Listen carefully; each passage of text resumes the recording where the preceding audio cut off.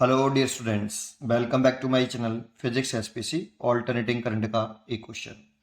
In series LCR circuit the capacitance change from C to 4C to keep the resonance frequency unchanged. The new inductance should be. Solution. हमारे पास एक LCR circuit है, इसको किसी AC source से लगा लिया है। इसका एल है, ये सी है और ये आर है। तो देखो यहाँ पर कह रहा है कि अगर सी को हम चेंज करें सी टू 4C तो एल में क्या चेंज आएगा, ये हमसे पूछा है कि चेंज क्या आएगा। ठीक है, और रेजोनेंस फ्रीक्वेंसी की बात कर रहा है कि रेजोनेंस फ्रीक्वेंसी कैसी अनचेंज है। तो कंडीशन ऑफ रेजोनेंस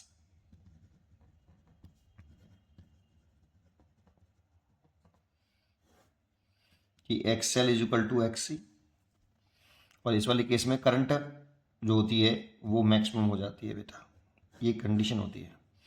तो एक्सएल बराबर एल ओमेगा 1/ओमेगा सी। तो यहाँ पे इसको ले आओ, omega square is equal to 1/LC, omega is equal to 1/√LC, और इसे रेजोनेंस एंगुलर फ्रीक्वेंसी बोलते हैं बेटा। और आगे बढ़ा लो, 2πf लिख लो इज इक्वल टू 1/√LC।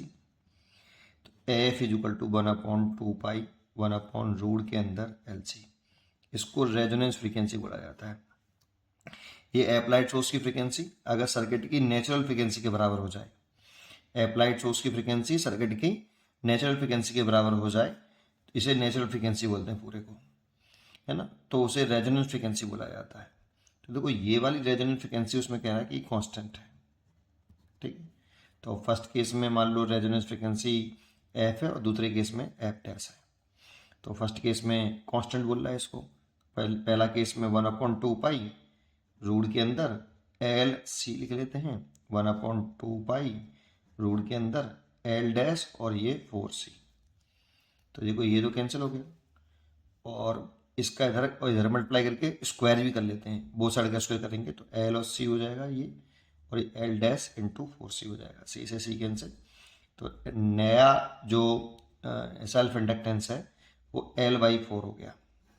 तो देखो ये आपका L कितना चेंज हुआ, पहले L था, अब चेंज हो गया, रह गया कितना, L/4 रह गया है। तो कितना रिड्यूस्ड बाई लिखें, रिड्यूस्ड बाई कितना घटा, इतना था इतना रह गया है, तो घट कितना गया, बाई का मतलब कितना घट गया। तो L में से L/4 घटाना पड़ेगा, 3L/4। अगर हमसे रिड्यूस्ड बाई पूछता है तो 3L/4, लेकिन अगर वो पूछता रिड्यूस टू, ये कितना घट के बच गया है, रिड्यूस टू का मतलब बचा हुआ, कि कितना घटने के बाद रह गया है, तो रह कितना गया है, L/4 है। अगर रिड्यूस टू कहता तो L/4 पर टिक करते, और रिड्यूस बाई कह रहा है तो फिर कितना घट गया, इतना था इतना बच गया, तो रह कितना गया 3L/4, सॉरी घट कितना गया 3L/4, इतना घट गया है और इतना बच गया है। तो इसमें 2 लगाते हैं, इसमें बाई लगाते हैं, बस इस बात ध्यान रखिए, इसलिए सी चॉइस होगी। भूल के भी ए पर मत टिक करना। रिड्यूस्ड बाई कह रहा है बेटा वो, देखो इसमें एक ऑप्शन है रिड्यूस टू भी लिख रहा है, लेकिन इंक्रीज टू 4L कह रहा है, तो इतना तो इंक्रीज नहीं हुआ भाई। रिड्यूस्ड बाई 3L/4, घट के इतना घट गया है। ठीक है, पढ़ते रहिए और खुश रहिए।